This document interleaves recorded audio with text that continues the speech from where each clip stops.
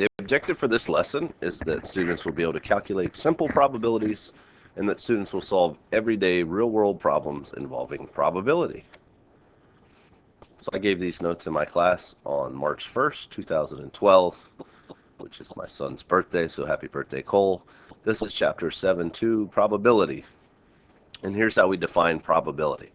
So if we read this as the probability of some event occurring, it's given as the number of favorable outcomes over the number of possible outcomes.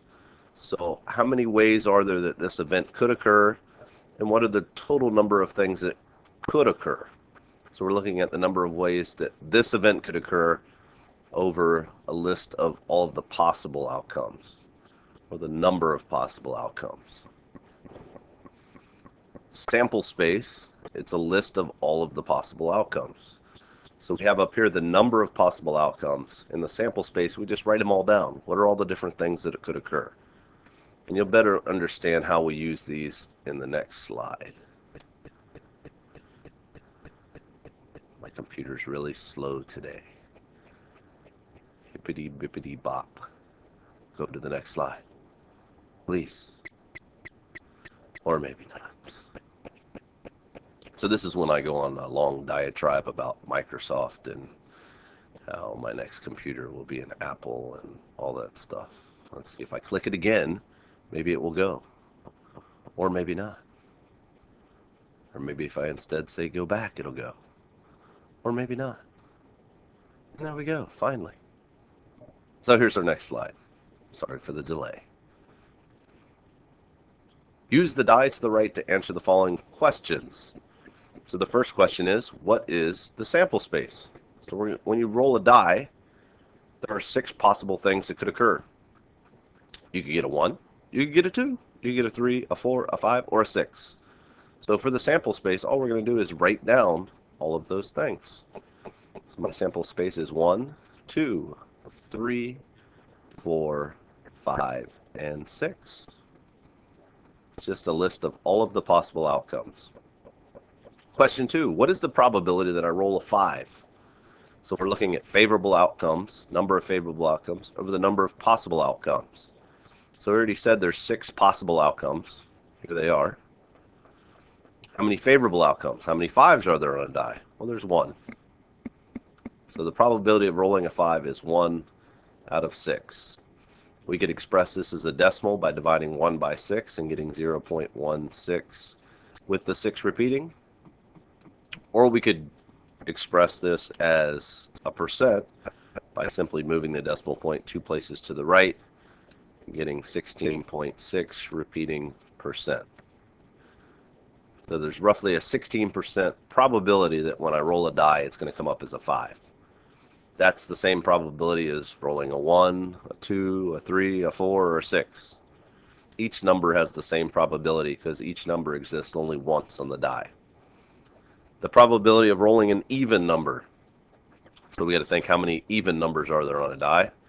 There's 2, 4, and 6. So that's 3 favorable outcomes out of 6 possible outcomes.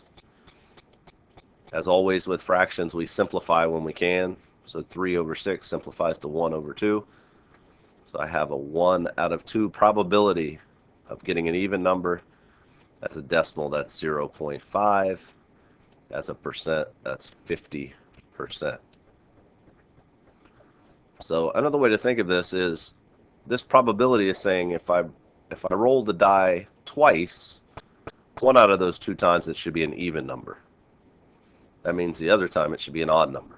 Now, is that always going to happen? No. It could be that I roll the die 5 times and it comes up even every time I roll it. But the probability is that that's not going to occur. So this tells us what should happen, not what does happen. It's just what should happen.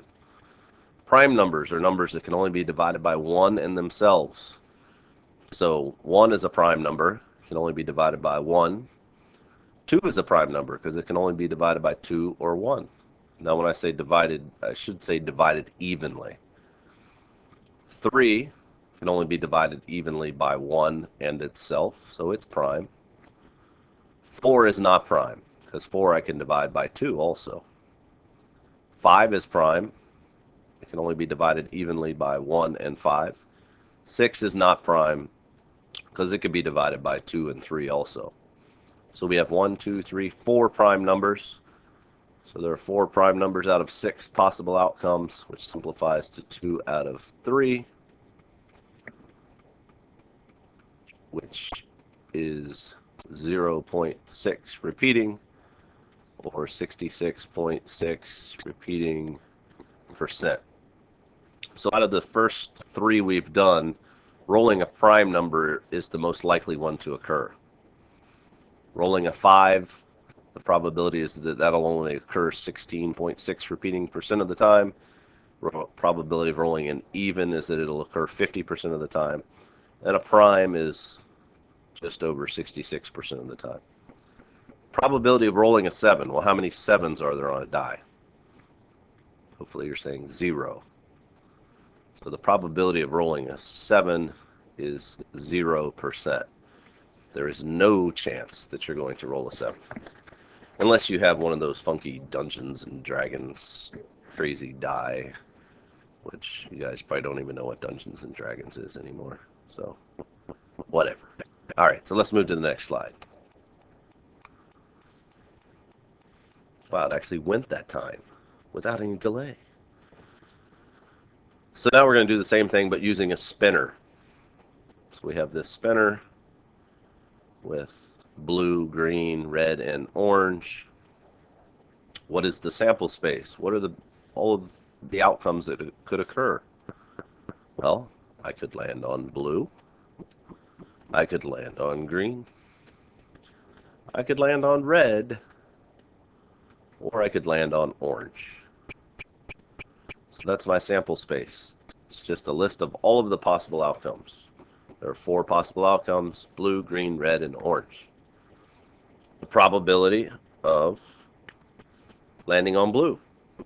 Well, there's 1 blue triangle, and there's 4 possible outcomes, so there's a 1 in 4 probability of getting on blue. As a decimal, that would be 0.25. As a percent, moving the decimal point 2 places to the right, I get 25%. So again, what this is saying is that if I spin this 4 times, the probability is that 1 out of those 4 spins will be on blue. Now that's what probability is telling us here. That's might not necessarily be the case. I might spin it 4 times and never land on blue. Or I might land on blue all 4 times. We're going to talk about the difference between reality and what we're figuring out here on the next slide.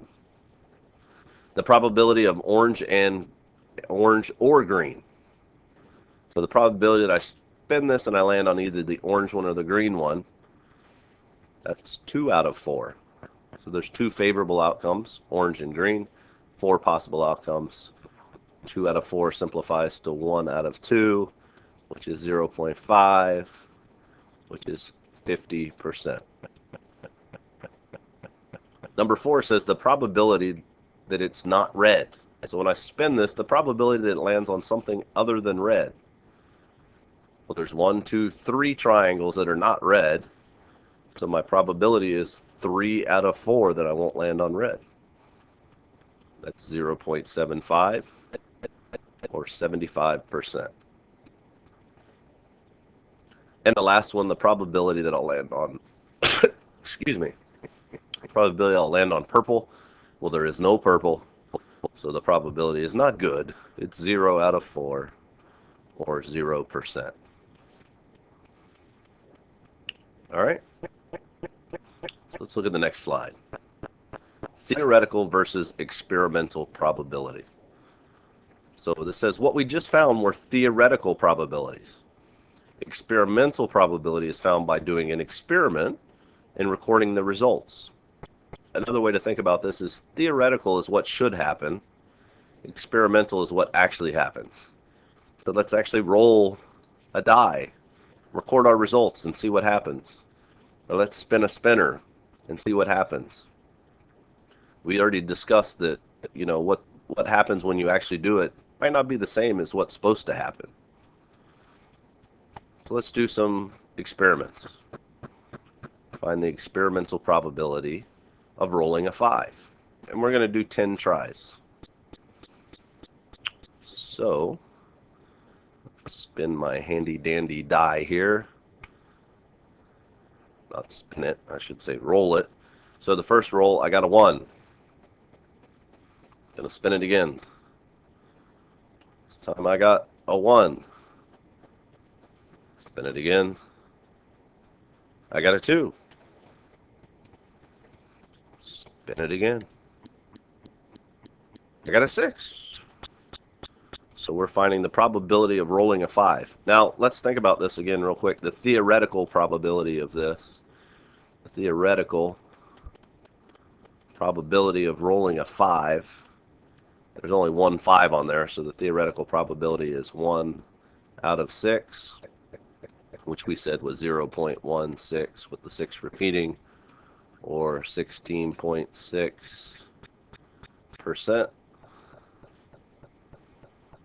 Yeah. So far we've rolled it 4 times, and we haven't gotten a 5 yet. The theoretical probability tells me if I roll it 6 times, one of those times should come up as a 5. So let's see what happens. Here's roll number 5. Whoa! It's almost like I planned that, but honestly I didn't.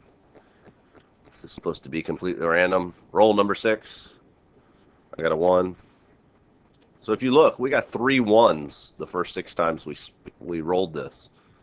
So if we were looking at the experimental probability of getting a 1, we'd have 3 out of 6, or 50% of the time. That's not very close to the theoretical probability. Let's finish this out. So my 7th spin, I got a 4. My 8th spin, I got a 5. My 9th spin, I got a 1. Another 1. My goodness. And my last spin, I got a 3. Finally, we got a 3. So let's look at the experimental probability. Experimental. So the experimental probability we got for rolling a 5. This is done a little bit differently. We got 2 5s out of 10 tries. So on the bottom, instead of having favorable outcomes, instead of having possible outcomes, sorry, it's the number of tries. So it's how many times we got that outcome over how many tries. So we got it 2 out of 10, which is 1 out of 5, which is 0.2, or 20%. So our experimental probability, we got 20%. Our theoretical probability was 16.6%. So we got it a little bit more often than the theoretical probability said we should have. Now, it could have been that we did the 10 tries and never got a 5, and our experimental probability was 0. That could happen. All right, but I just want you to understand the difference between the theoretical probability and the actual experimental probability. One is what should happen. This one is what actually happened when we did it. So let's do the same thing with the spinner. So we're going to find the experimental probability of getting blue. And again, let's look at the theoretical. Before we start this, we'll write down the theoretical probability of getting blue. I'll just put a B for blue. And again, that was 1 out of 4, or 0.25, or 25%. So it says that if we spin this 4 times, 1 out of the 4 times it should come up blue. So let's see what happens. So my first spin, I get orange. Spin it again. I got green. Spin it again. I got orange. Spin it again. Ooh, good spin that time. I got red. Spin it again. Now, keep in mind, the theoretical probability said that when I spun it 4 times, one of those times should have been blue. So it didn't work out quite that way. Spin number 5 is orange. It's a popular color on this spinner. Spin it again. Oh, there we go. We got a blue. So my 6th spin. Finally, I got a blue. Spin it again. And I got another blue. Spin it again. 8th spin is green. Is there any color we haven't gotten yet? Nope, we've gotten them all. Spin it for the 9th spin, and I got blue. And one last time, final spin is blue. All right, so let's look at our experimental probability, what we ended up with from our experiment. Experimental probability of getting blue. I got blue 1, 2, 3, 4 times. 4 times out of 10 tries, I got blue, which simplifies to 2 out of 5, which simplifies to, whoops, sorry, I was skipping ahead. Simplifies to 0.4 or 40%. So in this experiment, we are way off. The theoretical probability was that I'd only get blue 25% of the time, and I got it 40% of the time. So the next question is, how could I make these numbers get closer together? How could I get these numbers closer together? Well, the answer is do more tries. The more experiments, the more tries you do, the closer these numbers will get together. If I did this 100 times, these numbers would get closer. If I did it 1,000 times, they'd get even closer. So the more times you do the experiment, the closer the theoretical and experimental will get to each other. And that's what the last slide says, I think. It'll stop spinning, rotate, move, boom. There we go. The more times you do an experiment, the closer your experimental and theoretical probabilities will be. So that's the end of this lesson. Hopefully that was pretty easy. That would be my hope anyways. And so as soon as I can get this to react to me and stop recording, then I will be done, but it doesn't want to listen to me today. And now it's done. So I hope you enjoyed this lesson. This is Mr. Bywater out.